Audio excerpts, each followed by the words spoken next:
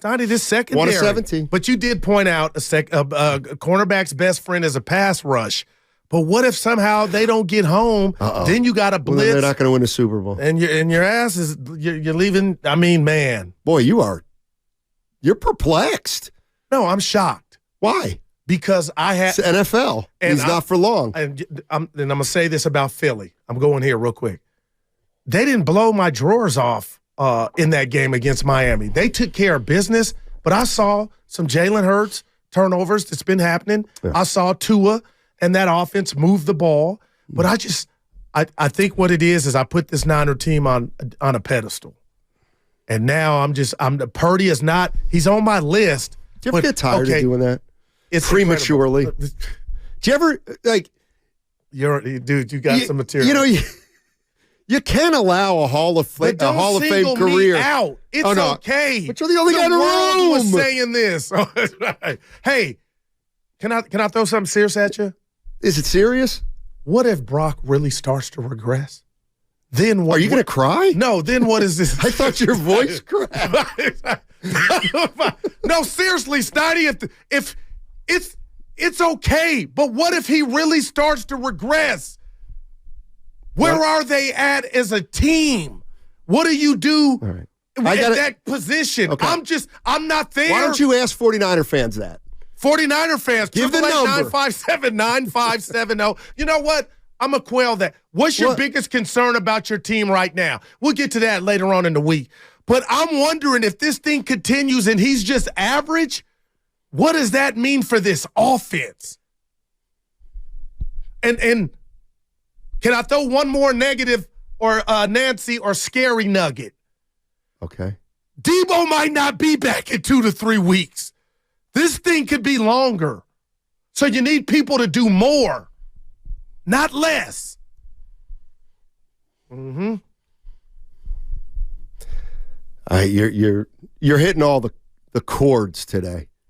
I'm not panicked. I'm just blown away.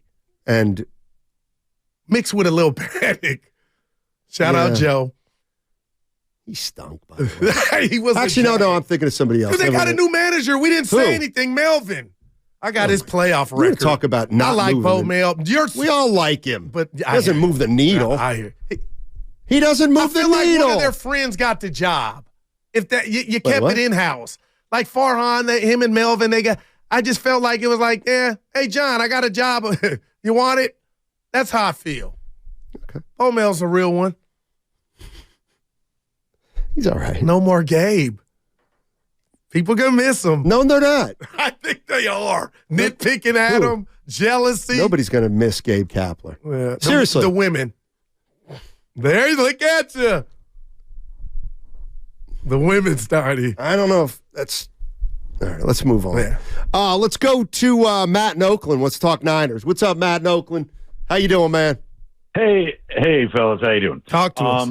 Since I'm more of a Warriors fan, I freak out about that, and I'm quite worried about Clay. All right. Let me offer a little bit of perspective here on your football team, which I've been enjoying. They were in both games. Exactly. The guy missed a field goal. The kid's, 23? He's the top 15. You're missing your Hall of Fame lineman. You're missing your second best offensive player. The other guy, the best guy, is banged up. Defense is a little banged up, and it's hard to win on the road, and Cousins was perfect, and you were in it at the very end. So quit freaking out. That's all I got to say about that. And what are we going to do about Clay? That's a much more important topic for me. So want to know if we can talk about that. It is opening day. Yeah, so. Go ahead. What are you worried about most? I think I know. That he's not Clay anymore, that he's just it's gone to his head, and that he's lost that carefree stuff, and he's more about himself. And if that's true, I hate to say it, but if he's not going to do, $25 million for 4 years, then see ya. And I do think that Katie will get a standing O, and that's going to be cool because he's a weirdo, but boy, he was something else for us and for the team. And I hope that happens, and maybe they'll win. We'll see. And I also, where do you think they're going to end up? That's what I want to know. Oh, like boy. guy. It's all on, he's told you to stop freaking out. No, he would. He said stop freaking out. Steiny, Purdy's 23. I want the hair on your chest to grow back because you're the guy that said you wanted to see Brock Purdy without the weaponry. No, remember, and now we've seen 2 games. Right. And I'm not saying it's exactly what I thought he'd be. Wow. It's exactly what I thought he'd be. And again, by the way, hey, I appreciate that. By the way, Kirk Cousins is one ward play from the 49ers winning that game. I mean, yeah, was Kirk Cousins great? He was. No, he was great. But he was also one throw from having that thing get picked off, and then we're looking at him a little differently. But I think I figured it out with the Niners. They need to be healthy. They need to be healthy because they're good when they're missing a weapon, but they're great when their weapons are all there. They're almost unstoppable when all their weapons are there. That's what it looked like. But the last 2 games, they weren't. Stein, let me just ask you this. You told me all week, last week, it's the NFL, Goo. I mean, how many teams are going to be whole at the same time? Like, you're always going to be missing a component. Okay. And Debo I'm just on the Well, they didn't miss a component scenario for the first 5 games. So when they're healthy, I think we can, that's what you hope for. If they're down a weapon, guess what? They're going to have to win uglier. By the way, Evan, do you have the Warner sound that you talked about with their mental toughness? This may be. Oh man, this may be. I can play it in here if you want. I got a nugget for you and Evan that I want to throw at you. All right, listen to Fred Warner. Maybe we should look inward. Obviously, people are going to be like, oh, why are we going to blitz in that situation? But you look at it, Mooney had an interception. You know, their player happened to make a great play and goes in there and scores. Of course, you don't want that to happen, but you got to overcome adversity. You know, I think the thing right now with us is we got to find ways to win the grimy games, the ones that it's not looking great, you know, and find a way. You know, obviously we can win 30 to 10, but who are we and what are we going to do when we're down and we got to come back and win a game? Is he saying we're front runners? I've been hearing that, but nah. Well, yeah, it's okay, Goo. No, I mean. He said it's with 30 to 10. Not every game's going to be 30 to 10. Well, when it's 30 to 10, you earn it being 30 to 10, so you kick some ass along the way. And that's why I was like, I let that Dallas game, and it was bigger than just the Dallas game, but they met that mentality there. They were the bully. I'm telling you, another thing I don't like. I don't like Minnesota with the boombox. I don't like Cleveland with the boombox. They're saying we don't like your style. They're saying you guys are fake tough guys. And then all of a sudden, I'm watching Cleveland win both lines of scrimmage. We both agreed on that. And then I'm watching Minnesota, who I thought was dog meat, win both lines of scrimmage. That doesn't add up. What about if what doesn't add up is your pregame assessment of the Vikings? They're not dog meat. All right. They were in the playoffs last year. What about Cleveland without Chubb and Deshaun Watson? All I'm hearing is Cleveland's got one of the best Cleveland's got one of the best defenses in the league. Well, they gave up almost 40 to Indy. So which is it? Indy put 38 that's what I'm pointing. There's been no team that's been consistent all year long. Like there's no 7-0 team. The Chiefs look pretty good, but they look pretty good the last week or two. Before that, everyone said, hey, don't climb like that. Okay, before you grab the next call, let me ask you, Evan and Spadoni, this. And I'm not trying to avoid this, but it just came to me. You talk about what Brock Purdy did last week, getting that team in position, and what the narrative would have been had they won on a game-winning kick. Last night, had he drove his offense down and got in the end zone, Matt Steinmetz, I'm telling you, my gosh, what we would be talking about right now is Purdy mania, and it would be the clutch version of it, right? You would. No, the world would. Well, no, the world wouldn't, Goo. Well, you told me that. Had he pulled that out in Cleveland, he would have got kudos and credit. Well, of course, I'm not saying he shouldn't have, for having a bad game, but having the moxie that when when they needed you most, I don't understand what's hard to understand here. These are two opportunities for me for that to have happened, and it didn't. Okay, so what does that mean? I don't know. Okay, and that's why I got questions about him. But why did those just start? Like, why? He was in fuego. He played 10 games. I understand, Steiny, but you know why he was incredible. But this is what pisses me off. When Mike Tomczak, he won his first 10 games. We put Dak Prescott's numbers there, which were incredible when he started out. Ben Roethlisberger, incredible numbers. Jimmy Garoppolo, 17-3. Like, but when you point that out, hey, you're a hater. You're a hater. You're not. You're just pointing out that other guys have started fast too. But no, everybody or a lot of people want to believe, oh no, Purdy's different. This is who he is. He's going to be great. Never going to have any blips on his radar. That's on me. Like That's on me. It's like,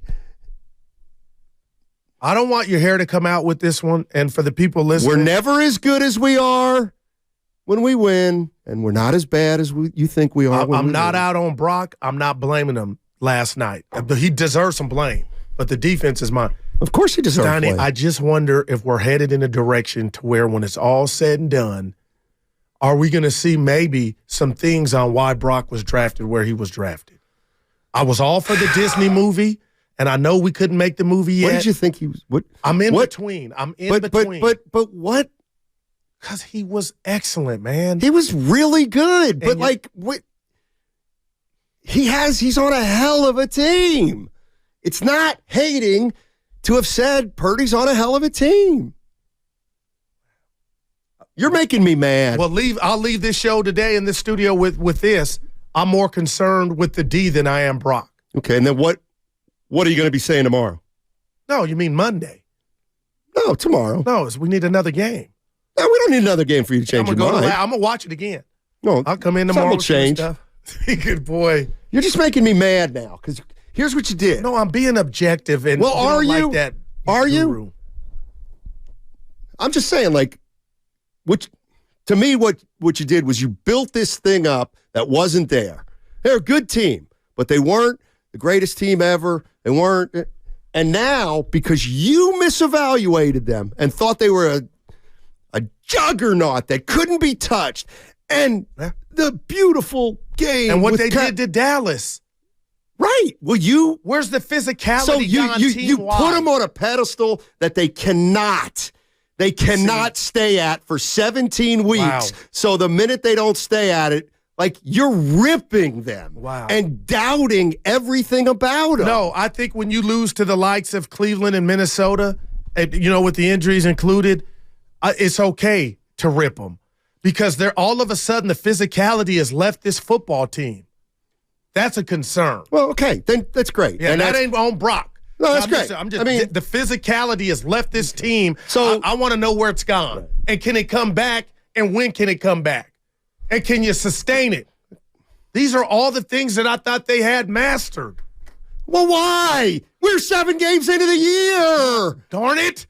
Damn, went to the NFC Championship last game. Open your mind. Quit being Tommy in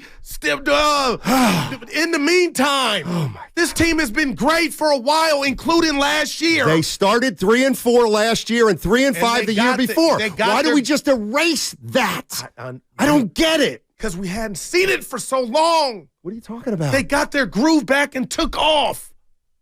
Their turbulence was early and they slapped it. And it was gone. So why can't you give them credit for their best start in 4 years? Well, see, I'm serious. But do you feel good on the? I started the wrong way. I can't. Now, had you told me that's what it's about, you're onto something. But you don't feel good about saying that. That's like, let me find a positive in a negative. And the negative is, oh boy, this D-line that we paid all this money for is not getting home. But lightweight, we were talking about Haney, featherweights are being heavyweights against us. Why? But if you want to say, now you got me thinking we're 5-2, we're off to our best start. All right. Well, it's not going to be all right. But you don't feel good about that. What about what? The 5-2 start, because you are technically correct. This is their best start in the last 3 years after 7 games. After the last 2 games, and this is what I mean. Okay, you want to start? Oh, you have all these questions now. Okay, put your money where your mouth is and bet me that they won't. Bet me that you don't think they'll make the NFC title game.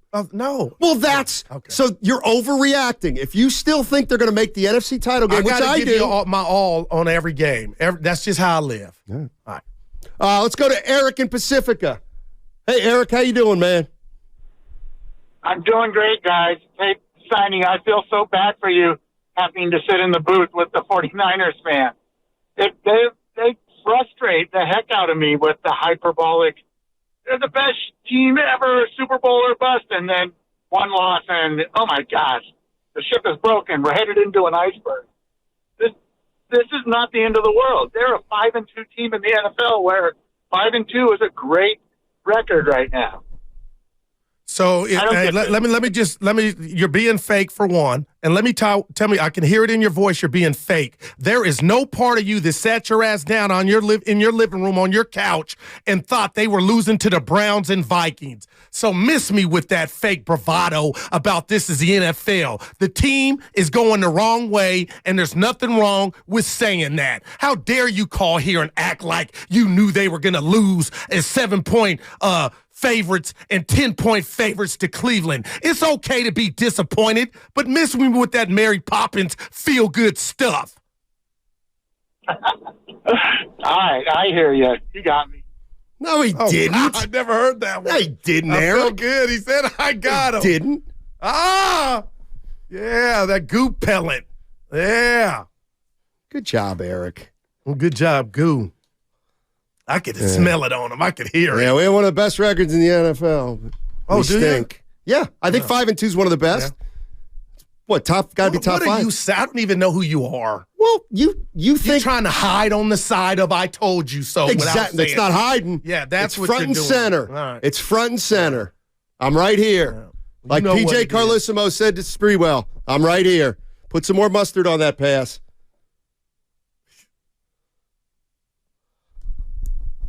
You built this team up early. No, we. No, sorry. What were you doing? What was I doing? Yeah. You never said the Niners were a dominant team? No, I said they're the best team. You said, this is the best team in football. I said, so what does it matter week 5? Home field. We talked about the slow starts, so it was Operation Home Field Advantage. Right. Not that that's out the window. Okay. So there was a standard. No, there was. Stop saying that. That's what's really bothering me, too. There was no standard last year. They were 3-4. No. They got hot. Right, no. But, like, the standard was this year, meaning that it was Operation get off to a good start get home field. They're still off to a good start. They're a game behind the Eagles. If they beat the Eagles right now, they would have home field over the Eagles. Hey, you are correct, and that is math, but we're talking about gut.